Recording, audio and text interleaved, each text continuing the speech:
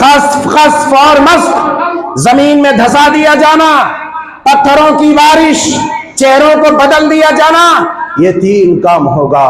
ام المومنین نے کہا فقالت فقلت یا رسول اللہ صلی اللہ علیہ وسلم انہلکو وفینا الصالحون، اے اللہ کے پیارے حبیب، کیا جب ہم میں سے نیک لوگ موجود ہوں گے تب بھی ہلاک کر دیے جائیں گے؟ قال نعم، اللہ کے پیارے حبیب علیہ السلام نے فرمایا ہاں اے عائشہ، جب ہم میں نیک لوگ موجود ہوں گے تب بھی ہلاک کر دیے جائیں گے۔ اذا ظہر الخبث، جب خباثت، جب بے حیائی، بے شرمی، اللہ کی نافرمانی اور معصیت بہت زیادہ کثرت سے ہونے لگیں گے تو یاد رکھنا یہ قوم میں چہرے کے بدل دیے جانے کا عذاب، جاؤ دیکھو چہرہ بدلتا کہ نہیں بدلتا، حادثے کا شکار ہوتا ہے، مرتا ہے انسان، اس کے چہرے اس قدر بدل جاتے ہیں کوئی پہچاننے والا نہیں ہوتا ہے، زمین دھس جاتی ہے، زمین میں وہ دھس جاتا ہے انسان، یہ چھتیں گر جاتی ہے، اینٹیں گر جاتی ہے، ملبے تلے دب کر کے کچل دیا جاتا ہے، کسی کو پتہ نہیں چلتا وہ انسان کہاں گیا۔ اللہ اللہ، یہ زمین میں دھسا دیے جانے کے مترادف ہے۔ سیدنا حضرت عبداللہ ابن عباس رضی اللہ تعالی عنہ بیان فرماتے ہیں اور رسول اللہ صلی اللہ علیہ وسلم قال رسول اللہ صلی اللہ علیہ وسلم، اللہ کے پیارے حبیب علیہ السلام نے ارشاد فرمایا لَيَبِيتَنَّ نَاسٌ مِّنْ أُمَّتِي عَلَىٰ أَشَرٍ وَبَطْرٍ وَلَهْوٍ وَلَعِبٍ فَيُصْبِحُوا قِرْدَةً وَخَنَازِيرَ بِاسْتِحْلَالِهِمُ الْمَحَارِمُ وَالْقَيْنَاتُ وَشُرْبِهِمُ الْخَمْرِ وَأَكْلِهِمُ الرِّبَا وَلُبْسِهِمُ الْحَرِيرِ۔ امام احمد ابن حنبل علیہ الرحمہ نے اپنے مسند کے اندر اس حدیث پاک کو بیان فرمایا۔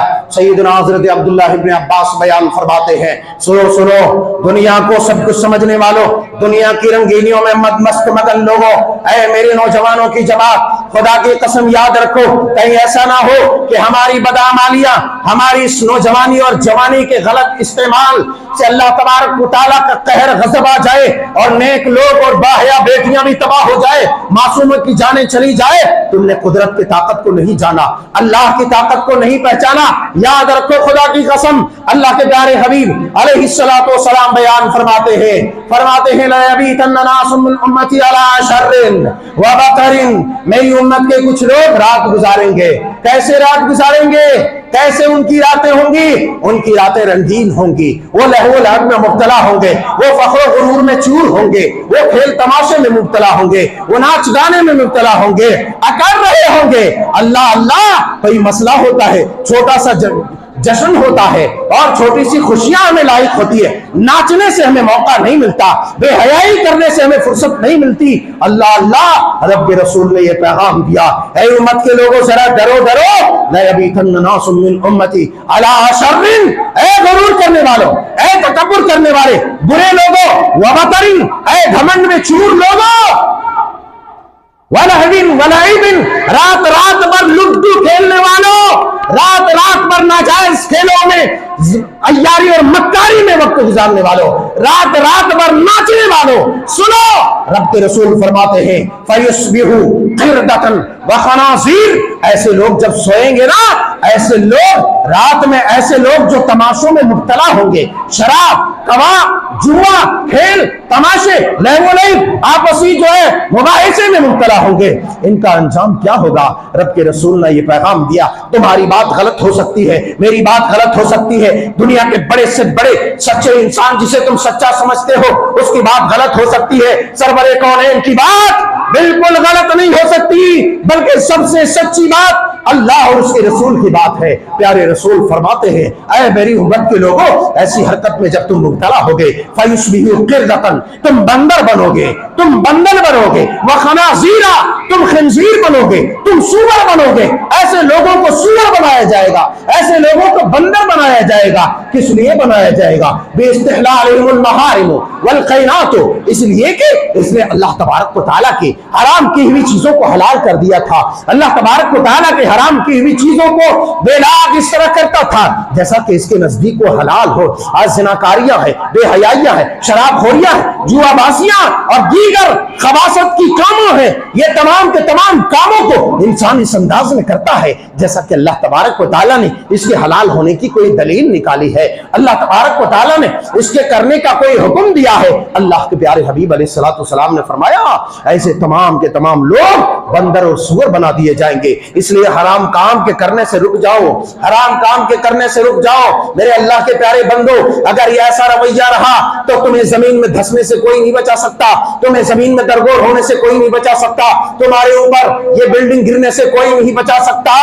آخرکار گناہوں سے لدے پدے رب تعالیٰ کے عذاب کے شکار ہو جاؤ گے. تمہاری دنیا و آخرت دونوں فنا و برباد ہو جائے گی. اللہ کے پیارے حبیب علیہ الصلوۃ والسلام نے فرمایا یہ وہ لوگ ہوں گے جنہوں نے ناچ گانے بجانے کو اپنا مشغلہ، گانے والیوں کو اپنا جو ہے منصور نظر بنا کے رکھا ہوگا، گانے والیوں کو بڑی دلچسپی کے ساتھ دیکھتا اور سنتا ہوگا. ناچ ہو گئی، آدمی تماشے اور بھیڑ اکٹھا کرتا ہے، بے لاگ جاتا ہے پیسے خرچ کر کے. آج یہ امت کے پیسے آج یہ بے حیائیوں میں خرچ ہو رہے ہیں، امت کی دولت بے حیائیوں میں لوٹ رہی ہے. آج یہ فلم نکلا ہے، پٹھان فلم نکلا ہے، یہ دنیا کے جتنے مسلمان نام کے شیطان ہیں کروڑوں کروڑ ارب روپے اس فلم کے نام پر قربان کر دیا. اللہ اللہ، کوئی میلہ لگتا ہے، کوئی ایگزیبیشن لگتا ہے، کوئی بازار لگتا ہے. یہ امت کے بیٹے نہیں، امت کی بیٹیاں سب سے آگے ہوتی ہے.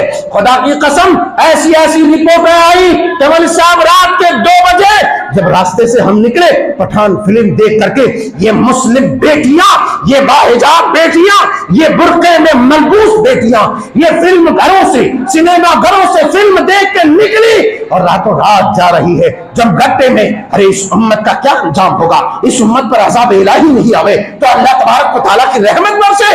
جس قوم کی بیٹیوں میں بے حیائی پنپ جائے، جس قوم کے نوجوان بیٹوں اور بیٹیوں میں بے حیائی عروج پر آ جائے، ان کے اخلاق بگڑ جائے، ان کے کردار بگڑ جائے، خدا کی قسم رب کے قہر سے اسے کوئی نہیں بچا سکتا، رب کی پکڑ سے اسے کوئی نہیں بچا سکتا.